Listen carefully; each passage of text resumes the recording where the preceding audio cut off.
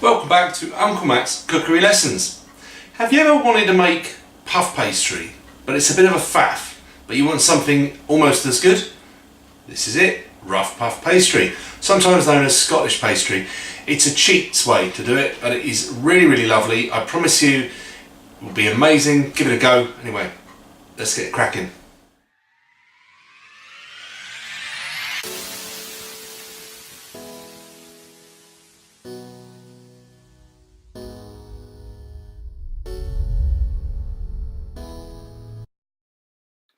So there is your recipe, imperial and in metric. Very few ingredients, but they're all chilled, and I chilled the flour. The butter was chilled, the water was chilled. You can pour your water in a jug with a little bit of ice, let the ice melt, keep that in the fridge. Whichever way, the more chilled everything is, the easier it's going to be to make this pastry. What you can see me doing there is just I want to coat all of the bits of butter with the flour, but also some of the bits of butter have clumped together, so I'm just breaking them down. But we actually want pieces. We're not thumbing this. We're not going to do all that hard work with our thumbs and forefingers. No. Much more easier. Right, in goes the chilled water. I'm being quite brave because I'm putting all of it in one go. I recommend sometimes when you do this to keep a little bit of it back, 10% back, because recipes just vary sometimes. It's all about touch and feel and sight. Anyway, get that to the point where you can then get your hand in, like so. You don't want to do this for too long with your hand, because your hand is warm and you start to warm up the pastry. So minimal contact like that. Onto the board. I'm trying to bring this together, and I've got to be honest with you, right now I'm thinking, oh no, this is looking a bit dry, but persevere, because I'm sure it will come together. And come on, millions of people are going to watch this. What do you mean millions? Well, all right, okay, about 30, but it's a start. Okay? More people subscribe, the more people to watch it. It's got to look professional, hasn't it? What I did there is I went to the tap and I just got my hands a little bit damp. And that was probably just that extra few drops of water that was needed to bring it together. That's all it takes sometimes. Just some damp hands. They're very useful in a kitchen. Start off with a sort of rectangular shape, because that's what we're going for. You will need to use flour for this. And that little technique is quite useful. Just by pressing it down a bit, it squashes it into shape, and then you can roll it. And you'll see it's got loads of chunks of butter in it, but as we go through the process of rolling and folding, it will all get incorporated, and we'll be creating many layers of pastry and butter. And it's those layers that make puff pastry, or in this case a rough puff pastry, rise so nicely.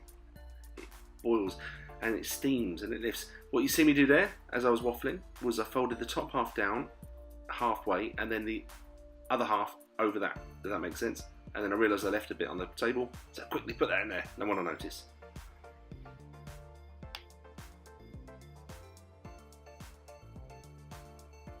So I'm going to do 2 rolls and folds at this stage, a quarter turn each time. Try to remember to go either clockwise or anti-clockwise and stick with it. I kept forgetting. So again, down to the middle and then that part over the top. And then what I do here is I'm making 2 dentations. That shows me, when I get that back out of the fridge later on, how many have I done so far? That was 2. That's had about, oh there you go, 10 to 20 minutes in the fridge just to get cold again, to set really firm, and we're going to roll it again. We're going to repeat this process, so there's going to be 6 different rolls and folds. I might have already mentioned that.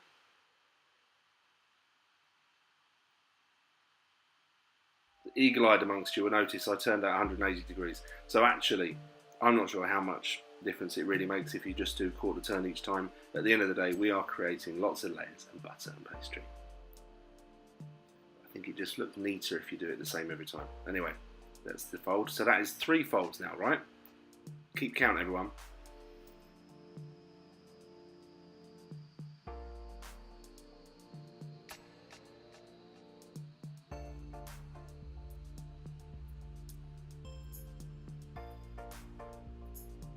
I'm doing there is just brushing off some of the excess flour. We'll get to the point now we don't need to use very much, and if it's coated with excess flour, it's going to sort of prevent it from sticking together. There we go, that's 4 turns.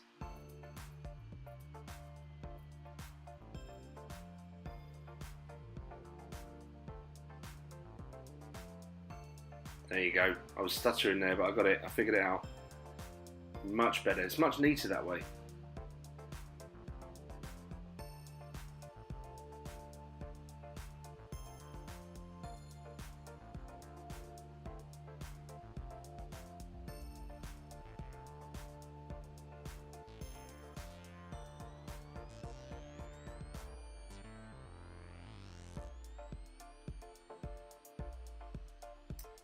And that is it, done. That is 6 times it's been folded.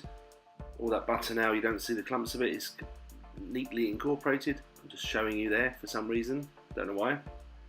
So later on, I just thought I'd demonstrate using a bit. I'd made some sausage rolls and I had some trimmings. I've used those trimmings and I've re-rolled them out. And I'm gonna make what is, some people call in the trade a palmier. It's not the exact palmier shape, but what I've done there is I've brushed it with egg wash, put some seeds, that's some smoked paprika, chili flakes would be nice, cayenne. I know John from Food Wishes, if you ever watch this, I know you'd like the cayenne. I don't have any. I've got a mixture of parmesan and some other cheese that I found in my fridge, which is, I don't know what it's called. And I'm rolling that up. Well, you can see, can't you, really?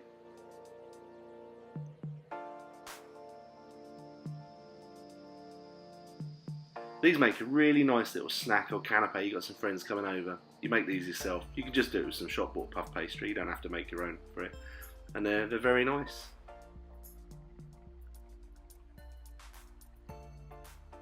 There you go. 15 minutes later, you got some lovely little cheesy pastry snacks. Delicious. Anyway, so I hope you enjoyed this lesson. Thank you for watching Uncle Matt's Cookery Lessons yet again. Don't forget to like and subscribe if you haven't already, if it's your first time here. Where have you been? And don't forget to check me out in the next video, which will be coming really soon. Anyway, that's it for now. Bye.